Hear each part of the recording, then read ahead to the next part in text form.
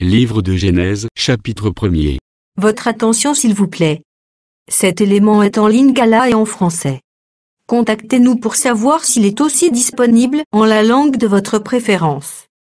À présent, nous vous convions à suivre, depuis christequality.com et evangileeternel.com, la rubrique Bible mot à mot, ou l'explication prophétique de toute la Bible, livre par livre, chapitre par chapitre, verset par verset, mot à mot.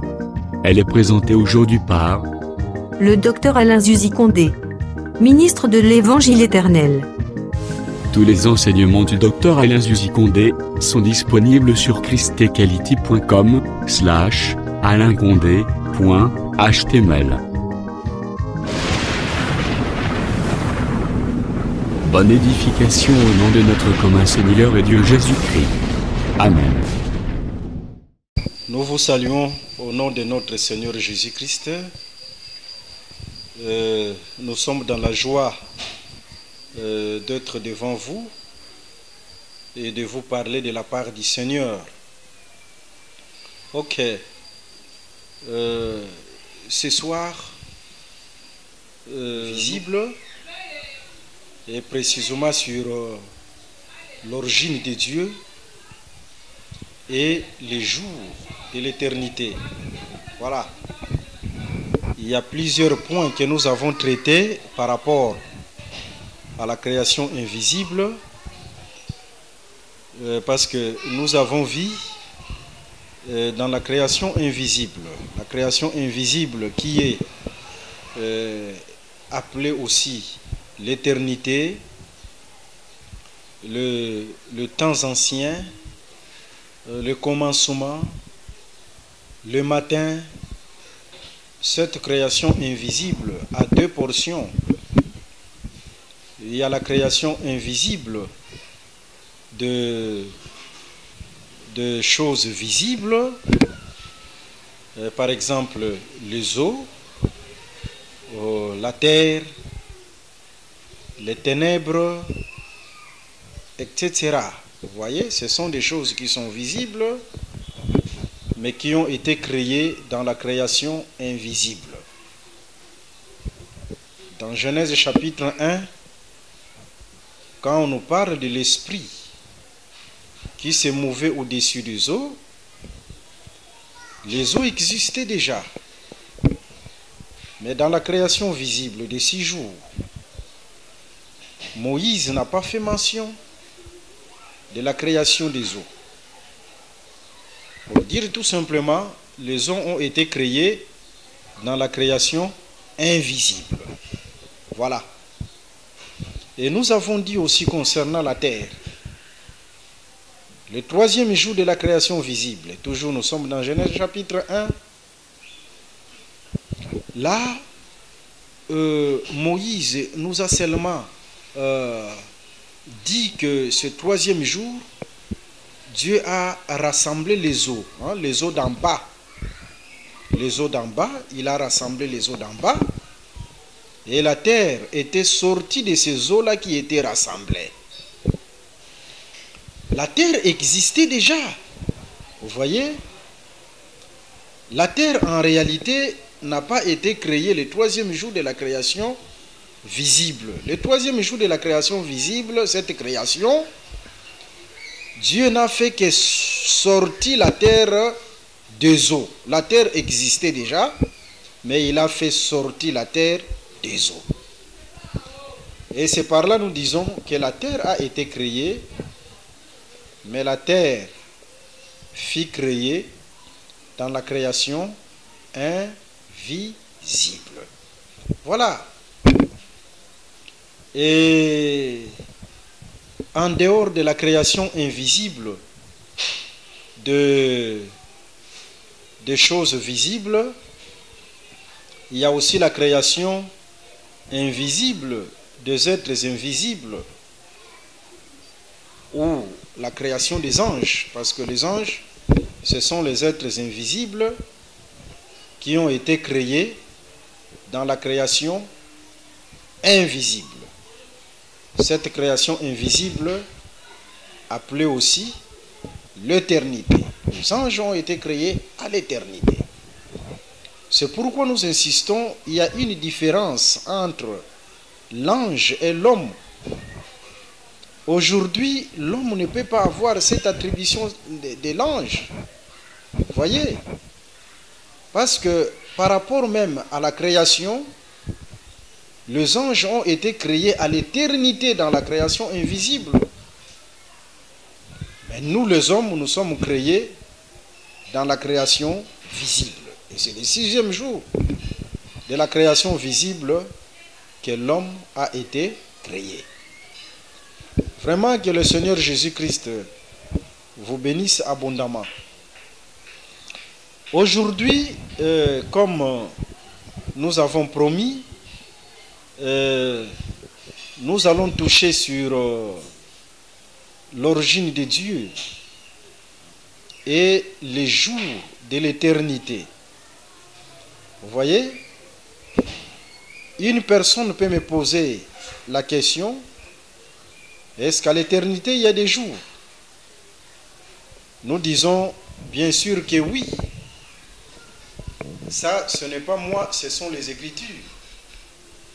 À l'éternité, il y a des jours.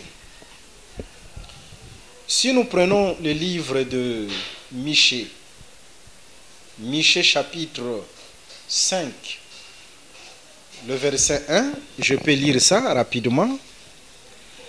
Michée chapitre 5, le verset 1. Ok, que le Seigneur Jésus-Christ vous bénisse abondamment. Rapidement, nous sommes dans Michée chapitre 5, le verset 1. Et toi, Bethléem, Ephrata, petite entre les milliers de Juda, de toi sortira pour moi celui qui domine sur Israël, et dont l'origine remonte aux temps anciens, au jour de l'éternité. Vous voyez, là on nous parle des jours de l'éternité. C'est-à-dire, selon les Écritures, à l'éternité, il y a des jours. Et par la grâce de Dieu, on va y revenir. On va toucher les jours de l'éternité. Mais qu'est-ce qui nous a poussé de parler sur ce thème ou ce message merveilleux et qui est l'origine de Dieu? Premièrement, c'est parti par une question. Nous nous sommes posé une question. Pourquoi les gens vont dans les églises, ils vont dans les mosquées, ils vont dans les chapelles, ils vont dans les tabernacles, disant que nous allons adorer le Seigneur, Dieu. Mais posez la question à tous ces croyants sur l'origine de leur Dieu. Et vous allez comprendre que cette question est restée toujours sans réponse.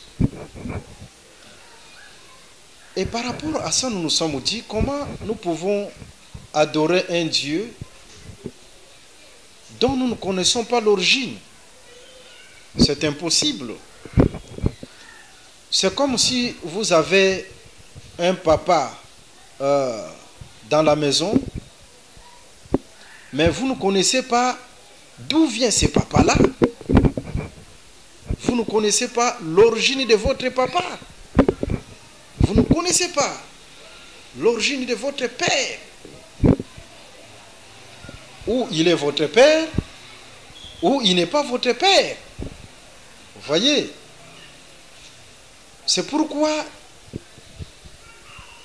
il est mieux de connaître d'abord l'origine de Dieu. Si nous connaissons l'origine de ce Dieu que nous adorons, nous allons adorer aussi ce Dieu dans la vérité. Voilà. Ok. Prenons d'abord l'Écriture pour parler de l'origine de ce Dieu-là. Dans le livre d'Ézéchiel chapitre 1, vous pouvez prendre tous les livres d'Ézéchiel chapitre 1. Et surtout le verset 22 jusqu'au verset 27. Là, nous remarquons Dieu sur son trône, porté par les chérubins. Mais ce trône-là est constitué du ciel de cristal, de la pierre des saphirs, et Dieu se place dessus. Ou en d'autres termes, il y a d'abord les chérubins, mais dessus les chérubins portent le ciel de cristal. Le ciel de cristal dans les Écritures, Apocalypse chapitre 4, le verset 6, le ciel de cristal est appelé aussi la mer des vers. Et après le ciel de cristal, il y a la pierre de saphir. Et on voit Dieu dessus, la pierre de saphir. C'est ça le trône de Dieu. Vous voyez, porté par les chérubins. Mais l'objectif des chérubins était de faire descendre le trône de Dieu sur la terre. C'était ça l'objectif des chérubins, de faire descendre le trône de Dieu sur la terre. Ok. Alors, parlant de ce trône-là, dans Psaume 93, le verset 2, c'est écrit clairement que le trône de Dieu est établi dès l'éternité. Par rapport à Psaume chapitre 93, le verset 2, le trône dont il est question dans Ézéchiel chapitre 1, c'est à l'éternité, parce que le trône de Dieu est établi dès l'éternité. Dieu sur son trône, nous sommes dans la création invisible, nous sommes à l'éternité. Voilà. Mais prenons encore une autre écriture. Dans le livre des Colossiens chapitre 1, le verset 16. Colossiens 1, 16 nous parle que le trône ont été, c'est-à-dire Colossiens 1, 16 parle de la création des trônes. Et si Colossiens 1, 16 parle de la création des trônes, que les trônes ont été créés, comprenez que ce trône de Dieu là à la création invisible à l'éternité, ce trône aussi a été créé. Et si le trône de Dieu a été créé, cela veut dire tout simplement, il y avait un temps où Dieu n'était pas sur le trône. Alors, si Dieu n'était pas sur le trône, Dieu était comment?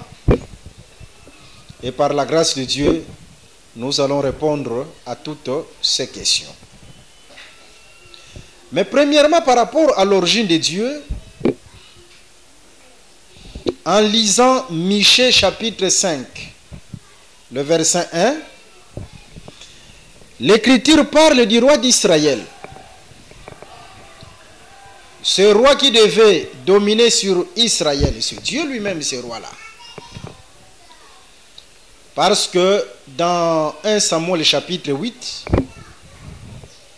lorsque Israël était à la recherche du roi, c'était au temps de Samuel, du prophète Samuel. Et Israël était à la recherche du roi comme les autres nations qui avaient des rois. Mais Dieu va répondre au prophète Samuel. Prophète Samuel, sois calme. Israël m'a rejeté, moi l'Éternel. Parce que c'est moi l'Éternel, Dieu, qui est son roi. Et dans Michée chapitre 5, le verset 1, on nous montre l'origine du roi d'Israël qui est Dieu lui-même. Et l'Écriture précise, l'origine de Dieu, ce sont les temps anciens. L'origine de Dieu, c'est l'éternité. L'origine de Dieu, c'est le commencement. Parce que l'éternité, dans Proverbe chapitre 8, le verset 22 à 23, l'éternité est appelée aussi le commencement. L'origine de Dieu, c'est la création invisible. Mais dans la création invisible qui est l'éternité, selon Ézéchiel chapitre 1, Dieu était sur son trône. Colossiens chapitre 1, le verset 16, les trônes ont été créés. C'est-à-dire, là toujours à l'éternité, il y avait un moment où Dieu n'était pas sur le trône. Et si Dieu n'était pas sur le trône, Dieu était comment? Que le Seigneur Jésus-Christ vous bénisse abondamment. Et nous allons répondre à toutes ces questions. Ok, nous commençons par répondre par cette question. Si Dieu n'était pas sur le trône, Dieu était comment? Prenons d'abord l'Écriture. Jean chapitre 1, le verset 1. Jean chapitre 1, le verset 1. Lisons rapidement. Jean chapitre 1, le verset 1. Jean 1, 1. Au commencement était la parole. Et la parole était avec Dieu, et la parole était Dieu. Au commencement était la parole. Au commencement était la parole. Ce commencement dont il est question ici, selon Proverbe chapitre 8, le verset 22 à 23, nous allons lire. Proverbe chapitre 8, le verset 22 à 23.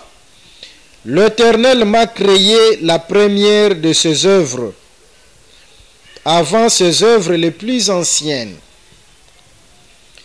J'ai été établi depuis l'éternité, dès le commencement, avant l'origine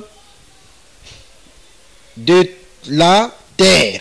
Vous voyez, selon cette écriture, le commencement dont il est question dans Jean chapitre 1, le verset 1, c'est l'éternité. Parce que Proverbe chapitre 8, le verset 22 à 23, appelle aussi l'éternité commencement. Et quand on dit au commencement était la parole, autrement dit, à l'éternité, Dieu était d'abord parole. C'est-à-dire, on peut encore dire, à l'éternité, Dieu était d'abord parole. Vous voyez? C'est-à-dire, là au commencement, à l'éternité, dans la création invisible, d'abord, premièrement, Dieu était parole. Selon Jean chapitre 1, le verset 1. Quand on parle de la parole, c'est-à-dire Dieu n'avait pas de corps. Dieu n'avait pas de corps au commencement. Là, à l'éternité, Dieu n'avait pas encore de corps. Dieu n'avait pas de corps. c'était un Dieu parole. Je peux prendre un exemple.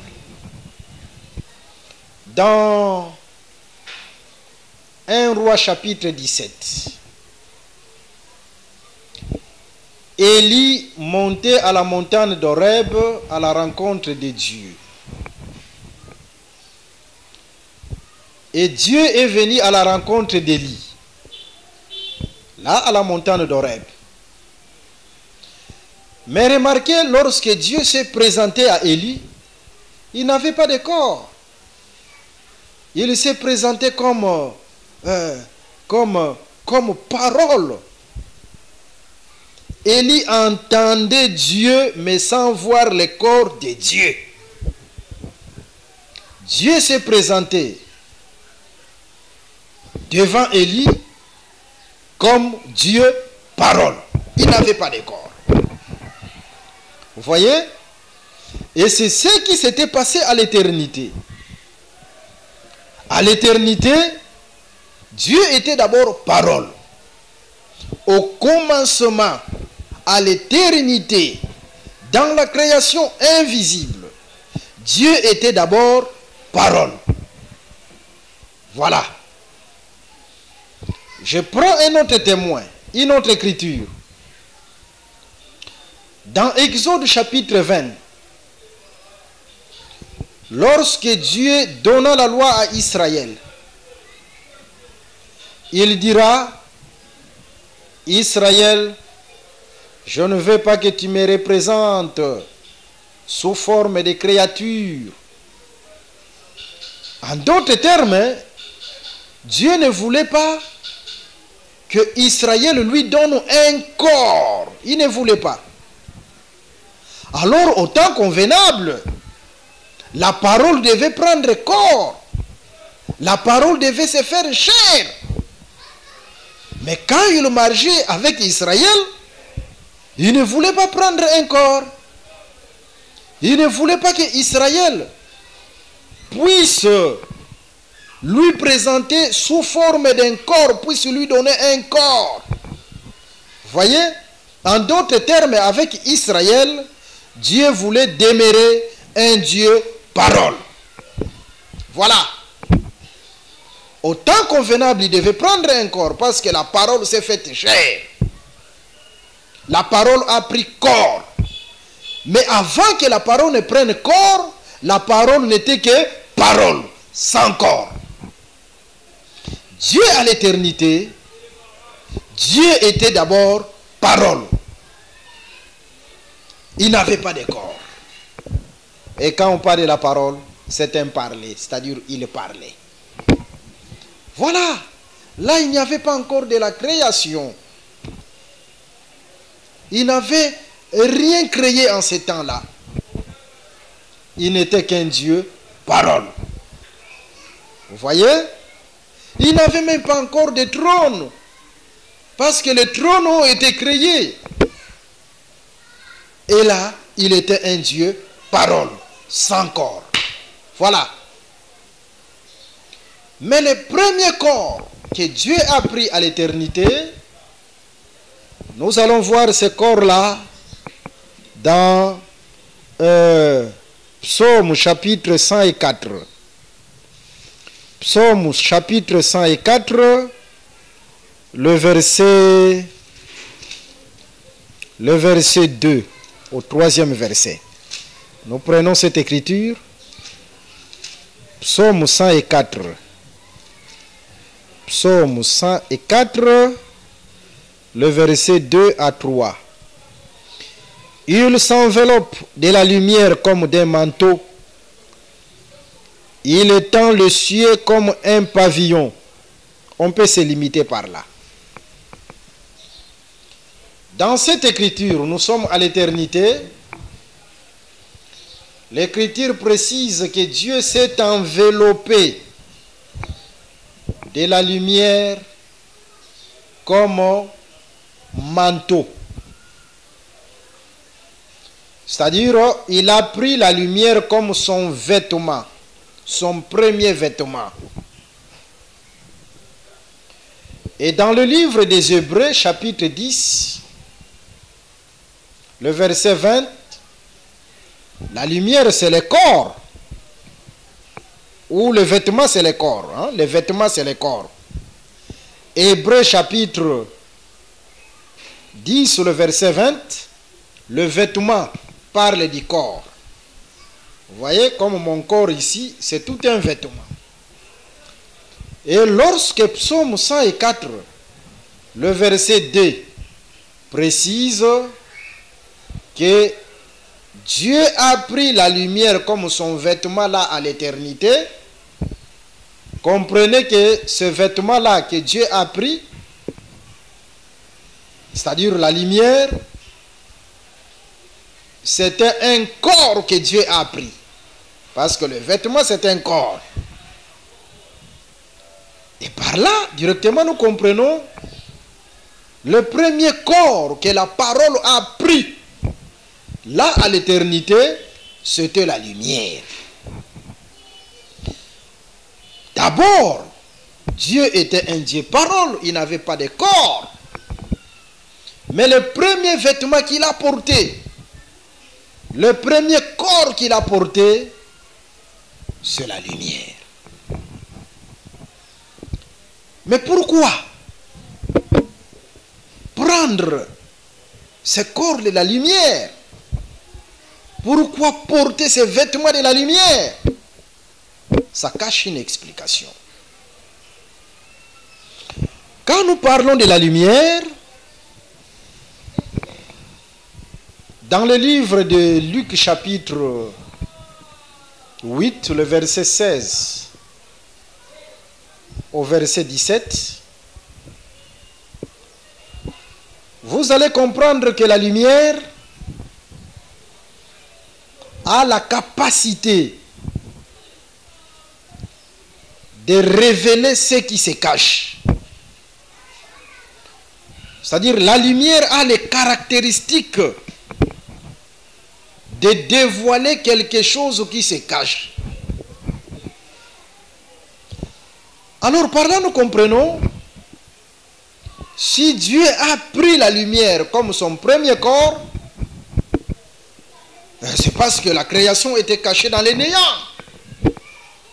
Il n'y avait aucune créature. Et Dieu devait commencer à créer. Mais pour créer, il faut qu'il porte un corps qui amène à l'existence ce qui n'existait pas. Il faut qu'il porte un vêtement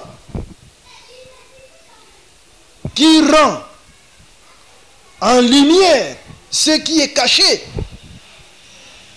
qui dévoile ce qui n'existait pas. Et la création était cachée dans le néant.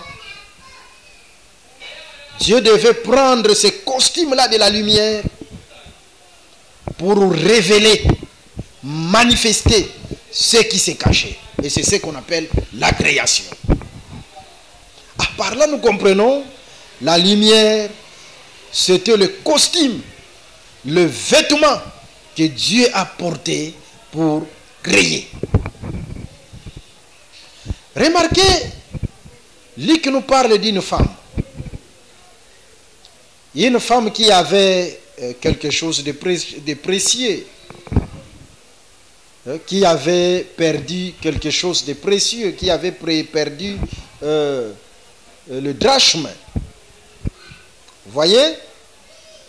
Mais pour retrouver ce qu'elle avait perdu, elle va d'abord allumer la lampe. C'est-à-dire, quand on parle d'allumer la lampe, on voit directement la lumière. Et quand la lumière était manifestée, que la lumière soit, ce qui était perdu a été révélé. C'est-à-dire, la femme a retrouvé ce qu'elle avait perdu.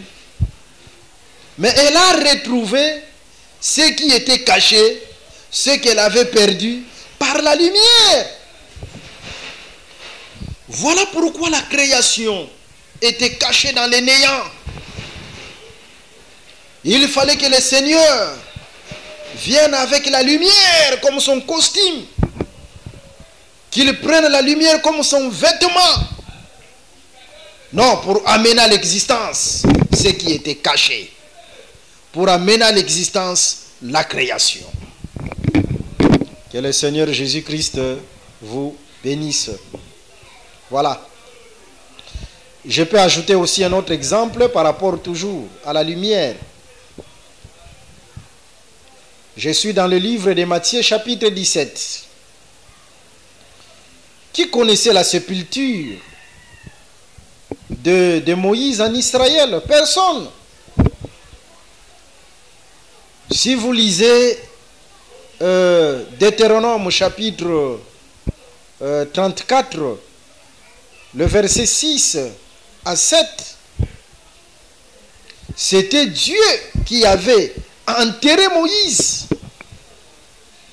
Et quand Israël pleurait Moïse dans le bas de la montagne, il pleurait Moïse, mais Moïse sans corps.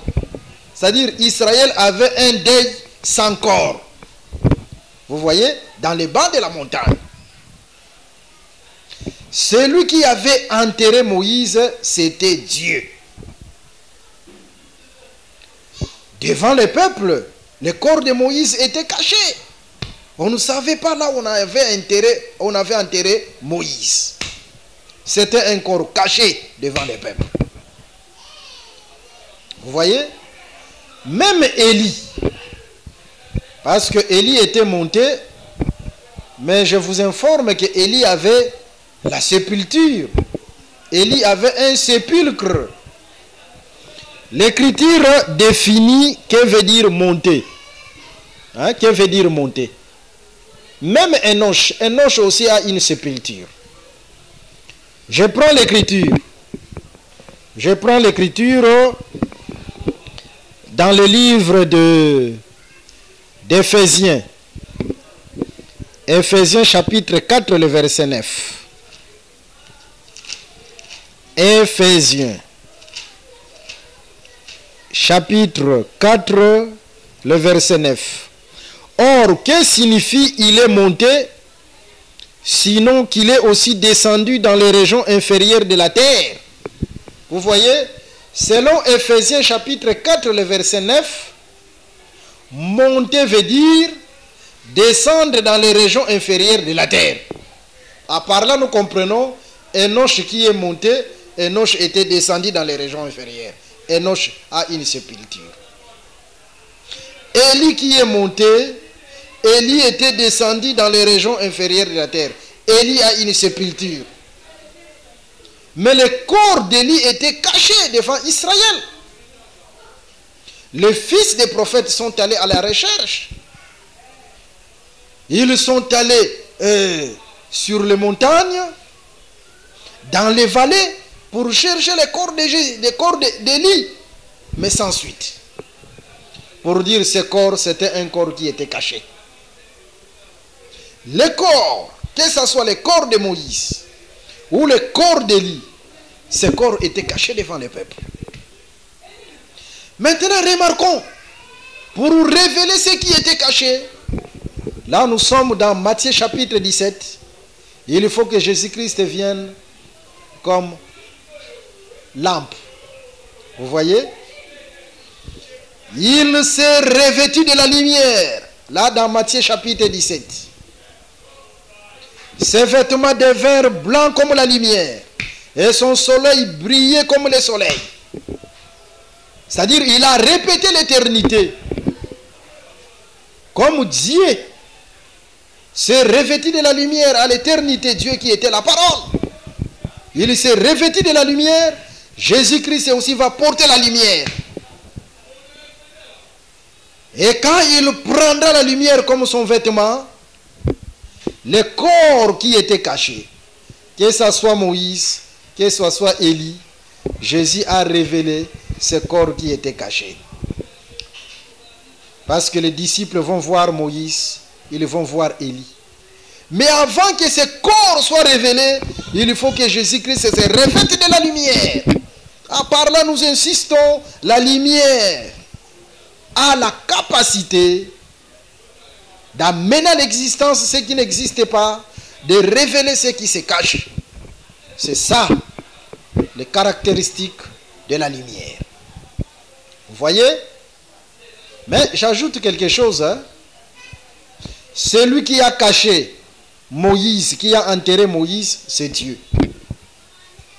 Celui qui a enterré Élie, c'est Dieu. Mais ici, c'est Jésus-Christ qui vient révéler Moïse et Élie. Alors que celui qui connaissait, celle qui connaissait la sépulture, que ce soit de Moïse et d'Élie, c'était seulement Dieu. Par là, nous comprenons, Jésus, c'est le véritable Dieu. Parce que c'est le Dieu qui connaissait leur sépulture. Que Dieu vous bénisse. Mais pour révéler leur corps, pour révéler ces hommes-là, ces corps-là qui étaient cachés, il faut d'abord qu'ils prennent la lumière comme son vêtement. Ah, directement nous confirmons, si Dieu a porté la lumière à l'éternité comme manteau, comme vêtement, s'il a pris le premier corps qu'il a pris à l'éternité comme la lumière, s'il a pris ce premier corps, la lumière, comprenez qu'il avait pour objectif de manifester ce qui était caché, et ce qui était caché, c'était la création. Il fallait qu'il amène à l'existence ce qui n'existait pas. Et c'est ce qu'on appelle la création. Que le Seigneur Jésus-Christ vous bénisse abondamment. Ok. Maintenant, remarquons. Avant que Dieu ne prenne ses corps, nous avons dit Dieu était parole. Parole. Quand on parle de parole, c'est-à-dire Dieu était en train de parler. Et tout ce que Dieu déclarait, tout ce que Dieu parlait, c'est ce qui a pris corps. C'est-à-dire tout ce que Dieu déclarait, les déclarations de Dieu, les parler de Dieu ont pris corps. Et les déclarations de Dieu qui ont pris corps, c'est ça qu'on appelle la parole faite chair, ou la création.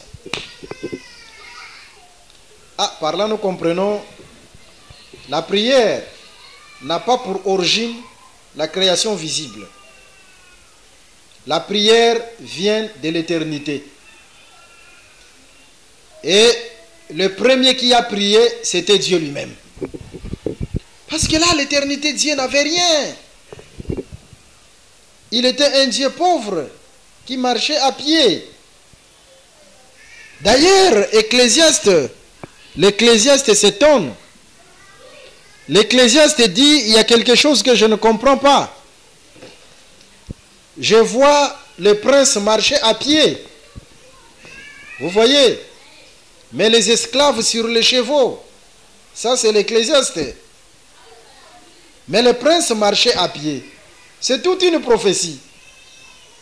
C'est-à-dire, à un certain moment, le prince devait marcher à pied. Mais c'est un prince, il marche à pied. Que le Seigneur Jésus-Christ soit loué. Ok. Un prince, mais qui marchait à pied. C'était ça à l'éternité. À un certain moment, Dieu marchait à pied, il n'avait rien. Il n'avait rien. Jésus-Christ, c'est un prince.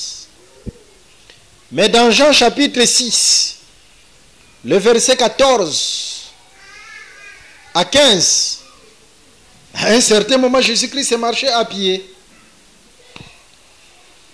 Le peuple avait faim. Ils ont fait 3 jours sans rien manger. Ils avaient un problème. Leur problème, c'était la faim. Jésus est venu. Il a donné la nourriture à ces gens-là qui manquaient le pain. C'est-à-dire, il a résolu leurs problèmes. En résolvant leurs problèmes, ces gens vont se dire non, celui-ci, c'est notre chef. Parce qu'en Israël, pour être chef, il faut être en mesure de résoudre les problèmes du peuple. Ce n'est pas n'importe qui peut être établi chef. Ah, par là, nous disons, parmi les critères d'établir un chef, Il faut d'abord que la personne ait cette capacité de donner solution aux problèmes du peuple. Et quand Jésus a donné solution à leurs problèmes, il a résolu leurs problèmes. Ils se sont dit non, c'est lui notre chef. Vous voyez? Et ils sont allés pour l'établir roi. C'est-à-dire ces gens-là sont allés pour établir Jésus-Christ roi parce qu'il a donné solution à leurs problèmes. Quand on dit établir le roi, c'est-à-dire lui donner le trône. À part là, nous comprenons, Jésus-Christ, il était un prince. Mais à un certain moment, il marchait à pied. Vous voyez, Jésus est venu répéter l'éternité sur la terre. C'est ce qui s'est fait, qui s'est passé à l'éternité. À l'éternité, à un certain moment, Dieu n'avait pas de trône. Il marchait à pied. Il était pauvre. Et en tout ce temps-là, Dieu était en train de prier. Il était parole. Il faisait des déclarations. La prière peut changer. La prière a la capacité de transformer, de changer l'identité. Vous voyez? Et Dieu faisait des déclarations. Dieu priait. Parce qu'il était la parole, il faisait des déclarations. D'ailleurs, en ce temps-là aussi, Dieu s'adorait lui-même. Dieu s'adorait lui-même. Parce qu'il n'y avait pas encore de créatures. Pour dire que Dieu s'adorait lui-même. Si vous prenez l'écriture, dans Exode chapitre 34, le verset 6, là, nous remarquons Dieu s'adorer lui-même. L'Éternel proclamait le nom de l'Éternel. L'Éternel adorait l'Éternel. C'est-à-dire, quand il n'y avait pas encore de créatures, Dieu s'adorait lui-même. Dieu s'adorait lui-même. Mais quand il va porter la lumière comme costume de la création, là Dieu va manifester les créatures, il va créer. Et quand Dieu a créé, il s'est débarrassé de s'adorer lui-même. Là, c'était des créatures qui devaient l'adorer. Vous voyez? Dieu a créé pour que les créatures l'adorent. Je suis dans le livre d'Apocalypse chapitre 4, le verset 11. Dans Apocalypse 4, le verset 11, là nous remarquons les 24 veillards adorent Dieu comme créateur. Ou en d'autres termes, ils sont en train d'adorer parce que c'est lui qui nous a créés. Ah, par là nous comprenons l'objectif, l'importance de notre existence, c'est pour adorer Dieu. C'est pour adorer Dieu. Nous sommes créés pour adorer Dieu. Les anges ont été créés pour adorer Dieu. Nous aussi, nous sommes créés pour adorer Dieu. Dieu a créé pour que les créatures l'adorent. Parce qu'avant la création des créatures, Dieu lui-même s'adorait. Dieu lui-même s'adorait. Il glorifiait lui-même son nom. Lui-même, il donnait gloire en son nom. Avant l'existence des créatures. Mais quand Dieu créa, il a créé pour que les créatures l'adorent. Voilà pourquoi vous pouvez être président de la République, gouverneur, roi, reine, riche, pauvre. L'objectif par lesquels Dieu t'a créé, c'est pour l'adorer. Alors, si Dieu ne voit pas cet objectif-là en toi, parce que tu as été créé pour l'adorer, et si Dieu ne voit pas cet objectif-là en toi, tu n'as plus besoin d'exister devant lui. C'est pourquoi il a créé l'enfer. Il va créer l'enfer pour jeter tous ceux qui ne veulent pas l'adorer. Parce que vous n'avez pas d'importance devant lui. Vous êtes créés pour l'adorer. Et si vous ne comprenez pas ça, vous n'exercez pas l'objectif par lequel vous êtes créés, Dieu va vous retrancher, vous effacer du livre et jeter dans le temps de feu qui est l'enfer. Là, vous n'avez pas d'importance devant Dieu. Vous voyez? Ok. Dieu a porté le premier corps. Et le premier corps qu'il porta, c'était la lumière. Là, l'éternité. La lumière. La lumière, le premier corps de Dieu. Je prends Apocalypse, chapitre 18, le verset 1. Dans Apocalypse 18, le verset 1, on remarque un ange qui descend sur la terre. Mais quand cet ange descend, il éclaire la terre. Par là, nous comprenons, ici l'ange devient un luminaire. L'ange devient un luminaire ici. L'ange devient un luminaire. Le troisième jour de la création, dans Genèse chapitre 1,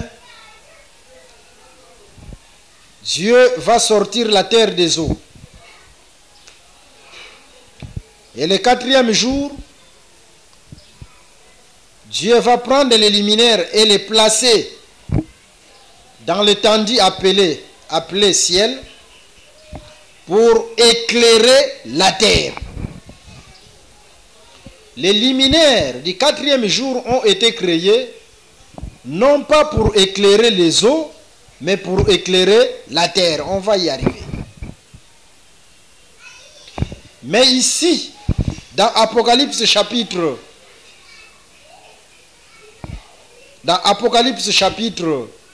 18, le verset 1, c'est l'ange qui éclaire la terre. Directement nous comprenons, ici l'ange devient le véritable luminaire. Dans l'ange devient la lumière qui éclaire. Voilà la définition de l'ange. La définition de l'ange, c'est un luminaire. L'ange, c'est la lumière. Même lorsque Paul parlait des corps célestes, dans 1 Corinthiens chapitre 15, le verset 41 jusqu'au 42e verset, Paul a comparé les corps des anges, qui sont les êtres célestes, aux luminaires. Pour dire les anges, ce sont des lumières. Les anges, ce sont des luminaires. Et le premier corps que Dieu a porté, la lumière, ce fut la lumière, le premier corps que Dieu a porté. Alors que l'ange, c'est la lumière. Par là, nous comprenons, le premier ange, c'est Dieu lui-même. Parce que l'ange, c'est la lumière. Le premier ange créé, c'est Dieu lui-même. C'est Dieu lui-même. Et ce premier ange-là est appelé aussi la sagesse. la sagesse. Dans Proverbe chapitre 8, le verset 22 au 23e verset. Je suis le premier de tes créatures. Tu m'as créé avant l'origine de toutes choses, avant les œuvres les plus anciennes. Là, c'est la sagesse qui parle. Dans Colossiens, dans Ecclésiaste, plutôt, dans Ecclésiaste, chapitre 8, le verset 1 à 2, la sagesse, c'est la lumière. C'est-à-dire, dans Proverbe chapitre 8, c'est la sagesse ou c'est la lumière qui parle. Tu m'as créé le premier de toutes tes œuvres, avant tes œuvres les plus anciennes. Les œuvres les plus anciennes, ce ne sont pas les œuvres de la création visible. Parce que le temps ancien, c'est l'éternité. C'est la création invisible. Maintenant, là, à l'éternité, dans la création invisible, la première œuvre ou la première créature, c'est fit la sagesse ou la lumière. Et c'est ça le premier corps de Dieu à l'éternité. Avant les œuvres les plus anciennes. Les œuvres les plus anciennes, ce sont les créations de l'éternité. Les créations dans la création invisible. Maintenant, dans la création invisible, avant toutes les créations, Dieu a premièrement créé la lumière. C'est ça le premier corps de Dieu. Et la lumière, c'est ça la sagesse. Vous voyez? Et c'est par la sagesse que Dieu a créé toutes les choses. C'est par la lumière, le premier costume de Dieu, que Dieu a créé toutes choses. Ce n'est pas un hasard. Dans le livre de Jean chapitre 1, si Jésus-Christ prend l'attribution de la lumière, Jésus dit, je suis la lumière. La lumière, elle est venue chez les siens. Non, Jésus est venu répéter l'éternité sur la terre.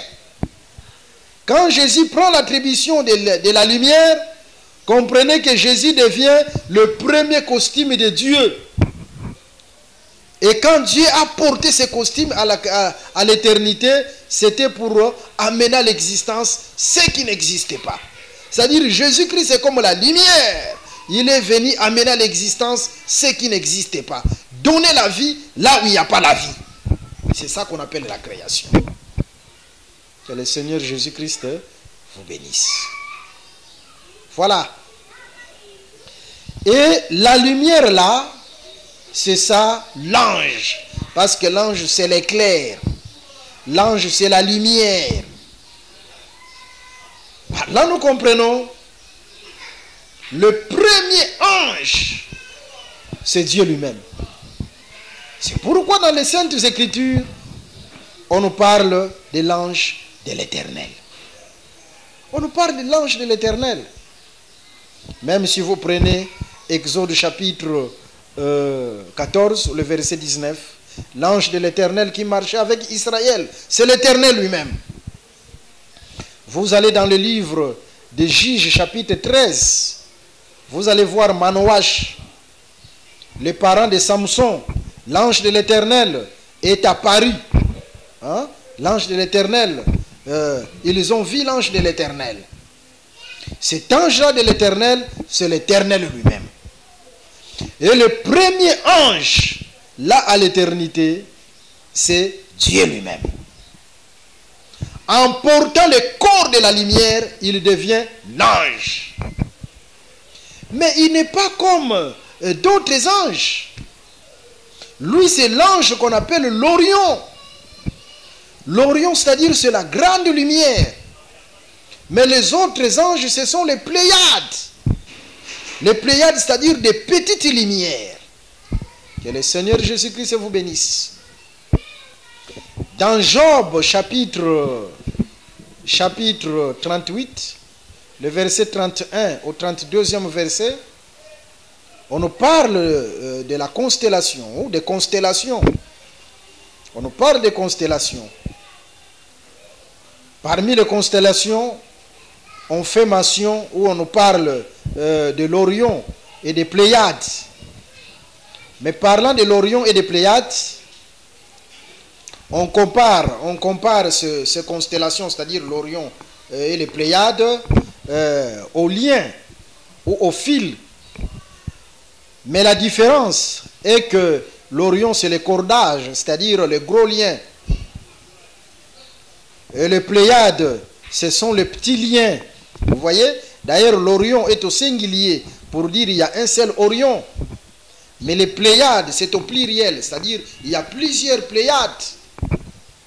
Mais comme nous sommes dans le domaine de la lumière, le cordage qui est l'Orion devient la grande lumière. C'est ça la grande corde, c'est-à-dire la grande lumière. Et les Pléiades, qui sont des petits liens, deviennent directement des petites lumières. Et là, à l'éternité, Dieu, c'est l'Orion, la grande lumière. Oh, que le Seigneur Jésus-Christ vous bénisse. Mais les anges, ce sont des petites lumières. Ce sont des Pléiades. Dans Job chapitre 38, le verset 24, on nous parle du chemin. Il y a un chemin où se divise la lumière. Pour dire que la lumière aussi devait se diviser. Mais pour que la lumière se divise, il fallait d'abord qu'un chemin soit tracé. Par là, nous comprenons, là, à l'éternité, Dieu qui était lumière, qui avait pris ce corps-là de la lumière, Dieu suivait un chemin. Il y avait un chemin qui était tracé là, et Dieu suivait un chemin. Et ce chemin-là, c'était l'éternité. L'éternité, c'était tout un chemin que Dieu avait tracé. Et là, à l'éternité, Dieu parcourait sur ce chemin-là, qui est l'éternité. Mais à un certain moment, cette lumière devait se diviser. C'est ce qu'on appelle la création des anges. Et les anges ont été créés par la lumière. Vous voyez? Pour dire un homme ne peut pas se taper la torse, se taper la poitrine, et dire que moi je suis un ange. C'est un faux enseignement. Parce que les anges ont été créés par la lumière. Ce sont des luminaires. Ce sont des lumières. Vous voyez?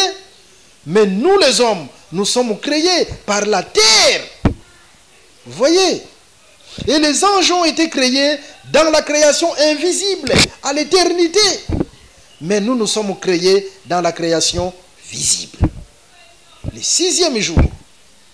Et l'homme ne peut pas être un ange. Que le Seigneur Jésus-Christ vous bénisse. La lumière devait se diviser. C'est à l'éternité. Et c'est là où Dieu devait créer les anges. Oh, que le Seigneur Jésus-Christ vous bénisse. Et l'objectif de la création, c'était pour que les créatures adorent Dieu. C'était pour que les créatures adorent Dieu. Voilà un peu ce qui s'était passé à l'éternité. Ce qui s'était passé à l'éternité, Dieu n'avait pas de trône, il était un Dieu parole. Il a porté le premier vêtement pour manifester la création. Le premier vêtement qui est la lumière. Et après, il va manifester aussi la création des anges. Vous voyez, c'est ce qui s'était passé.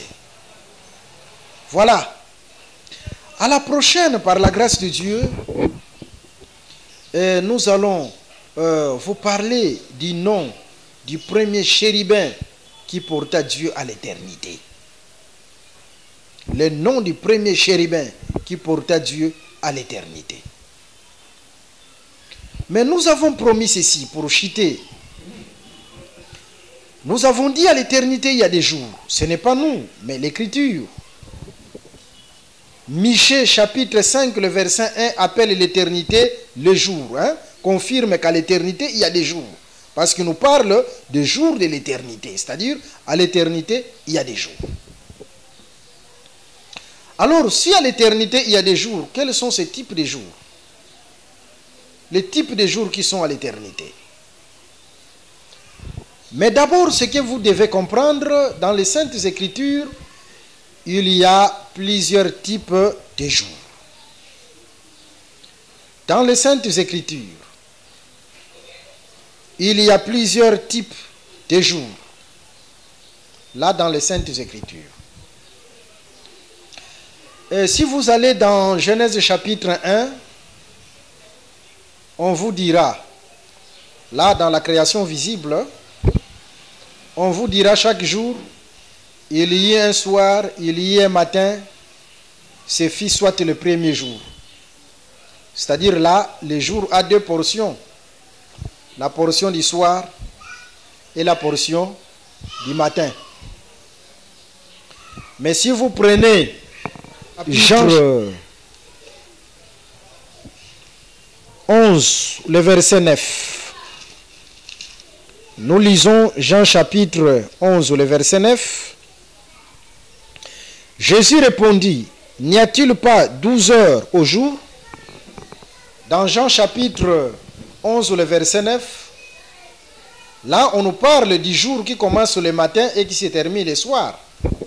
Parce que si on dit, n'y a-t-il pas 12 heures dans les jours, c'est-à-dire ces jours-là commencent le matin et se terminent le soir. Dans les Écritures, il y a même des jours aussi qui se terminent à midi. Vous voyez? Parce que le soir, c'est le coucher du soleil. Selon Psaume, Psaume nous parle du soir comme le coucher du soleil. Je prends une écriture. Dans le livre de Psaume, Psaume chapitre 19, nous lisons rapidement. Psaume chapitre 19, le verset 6 à 7. Psaume 19, 6 à 7. Selon cette écriture, le soir c'est le coucher du soleil. Vous voyez? Et vous remarquerez dans Josué chapitre 10, au temps de Josué, soleil, arrête-toi sur Gabaon. Le soleil a achevé sa course à midi. Le soleil a achevé sa course à midi. Là dans Josué chapitre 10. Vous voyez? C'est-à-dire à midi, il y avait le coucher du soleil. Ok. Même lorsque Jésus-Christ était exposé sur la croix, ces jours-là, le soleil a achevé sa course à la 6e heure, c'est-à-dire à midi. Vous voyez, c'est-à-dire il y a plusieurs types de jours dans les Saintes Écritures. Voyez. Dans les Saintes Écritures, il y a plusieurs types de jours. Maintenant, à l'éternité, si à l'éternité il y a des jours, ces jours-là sont comment? S'il y a des jours à l'éternité. Parce que plusieurs disent à l'éternité, il n'y a pas de jours. Mais Michée nous confirme qu'à l'éternité, il y a des jours à l'éternité. Que veut dire jour? En prenant les Écritures, vous allez remarquer dans Genèse chapitre 1, le verset 5. Genèse 1, le verset 5. Dieu appela la lumière jour.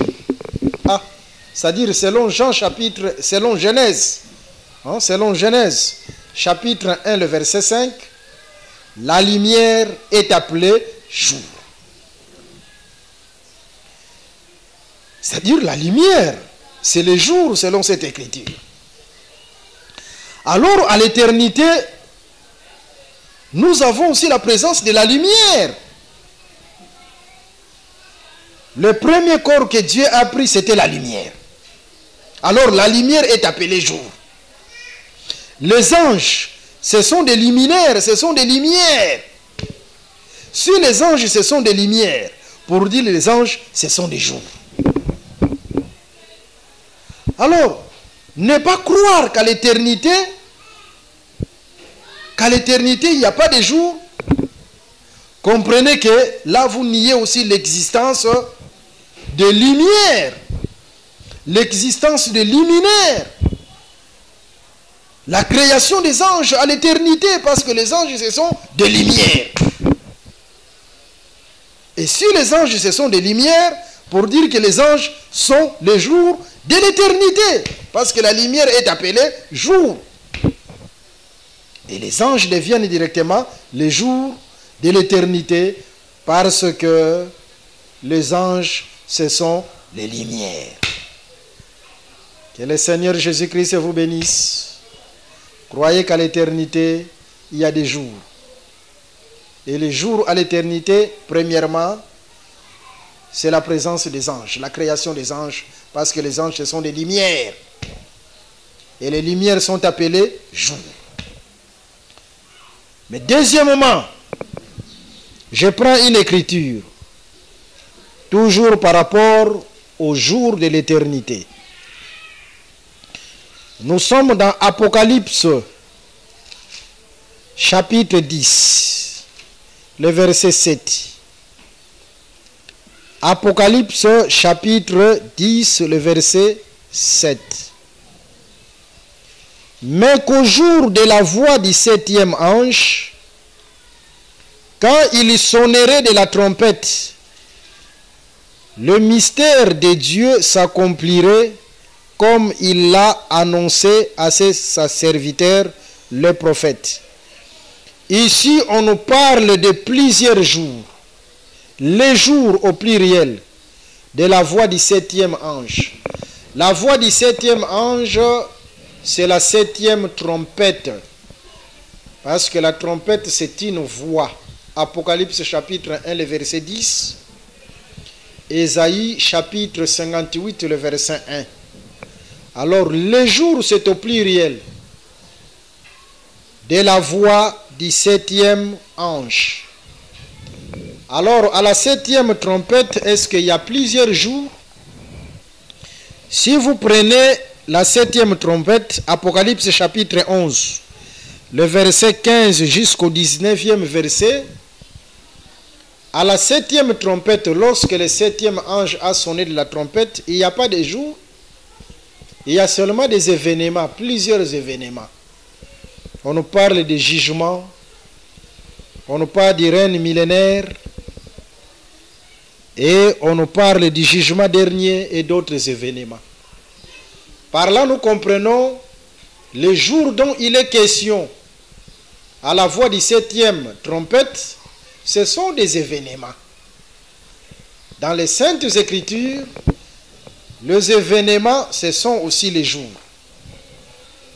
Par exemple, si nous venons dans la création visible, le premier jour, il y avait deux événements. Le premier jour, l'événement, c'était la lumière, que la lumière soit. Deuxième jour, il y avait aussi les événements, la séparation des eaux d'avec les eaux. Le troisième jour, il y avait aussi des événements. La terre sortira des eaux et la terre produira. Vous voyez, jour veut dire aussi événement.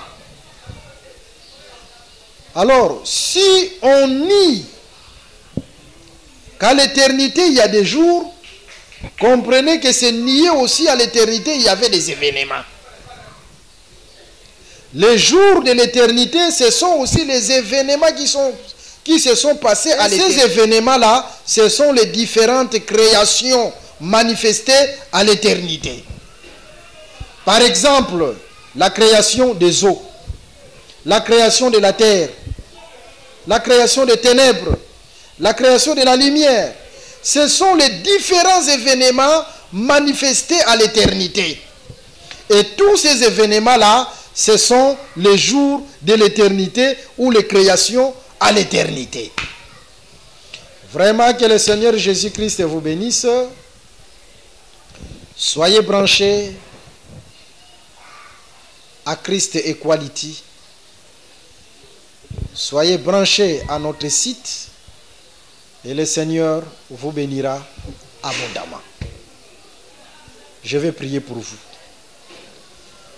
Seigneur Jésus-Christ, si tu nous as donné un évangile qui explique les choses difficiles, cet évangile doit être aussi capable de donner solution aux cas compliqués. Je prie pour tous ceux qui nous ont suivis, ceux qui sont malades, Seigneur Jésus.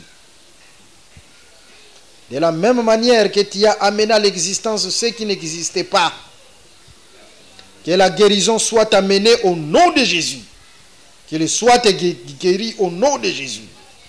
Ceux qui ont des problèmes, Seigneur, que tu puisses faciliter, oh le véritable Salomon, capable d'expliquer, donner la solution aux questions difficiles. Ceux qui ont des problèmes trouvent la solution en ton nom, Jésus. La paix du Seigneur qui surpasse toute intelligence soit le partage de chacun au nom de Jésus-Christ. Amen. Merci d'avoir suivi ce message et que Jésus-Christ vous bénisse. Si vous avez une question à l'intention de l'homme de Dieu, si vous voulez que l'homme de Dieu prie pour vous, si vous voulez vous confier à l'homme de Dieu, ou si vous voulez tout simplement bénir l'homme de Dieu, contactez-le directement si ses coordonnées sont disponibles depuis sa page.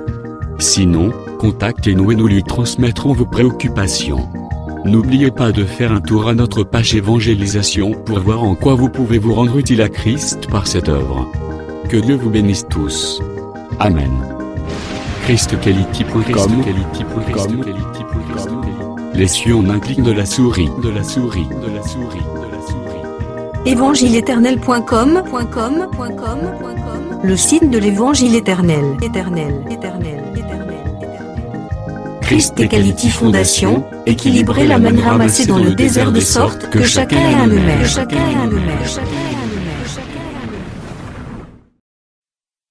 Pourquoi perdre son temps à courir après ce que la Bible a déjà identifié comme des fausses religions, des fausses églises, des fausses doctrines, des faux enseignements, des faux prophètes, et des faux apôtres?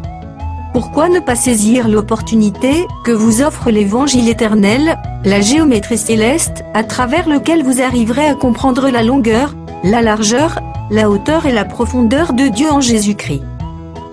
Pourquoi continuer avec un évangile traditionnel aux prédications monotones, s'appuyant uniquement sur la lettre et non sur la révélation, comme s'il n'y avait point une autre alternative à cela? Pourquoi donc continuer avec un évangile plein d'hérésie et d'apostats, aux apparences de sainteté, mais qui au fond, ne viennent que pour tuer, égorger et détruire votre âme? Mais pourquoi continuer avec des tels évangiles, pendant que l'évangile éternel vous propose d'ajouter une dimension prophétique à votre connaissance des Saintes Écritures? Joignant justement le respect de l'Écriture à la révélation. À la révélation, la connaissance. À la connaissance, la profondeur. À la profondeur, la précision. À la précision, l'exactitude. À l'exactitude, la clarté. À la clarté, la simplicité. À la simplicité, la sanctification. À la sanctification, le discernement. Au discernement, la connaissance du pourquoi de chaque chose. Au pourquoi de chaque chose, une compréhension à laquelle vous ne pourriez échapper. Cessez ici et maintenant d'écouter des faux évangiles. Rendez-vous immédiatement sur évangile-éternel.com ou sur christequality.com. Et instruisez-vous de la pensée précise de Dieu cachée dans la création et dans les Saintes Écritures.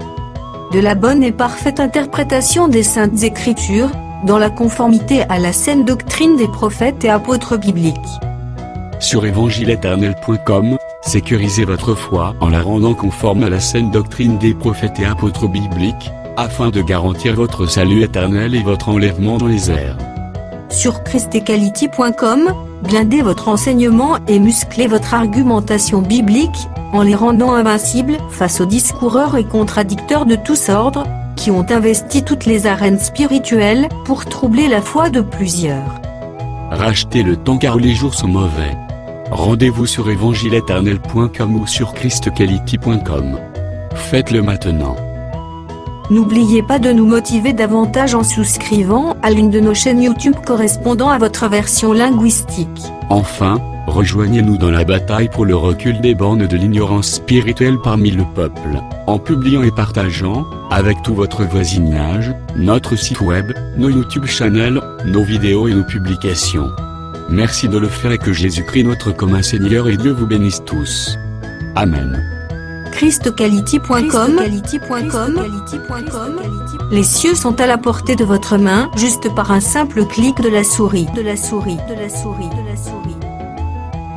Évangile-éternel.com.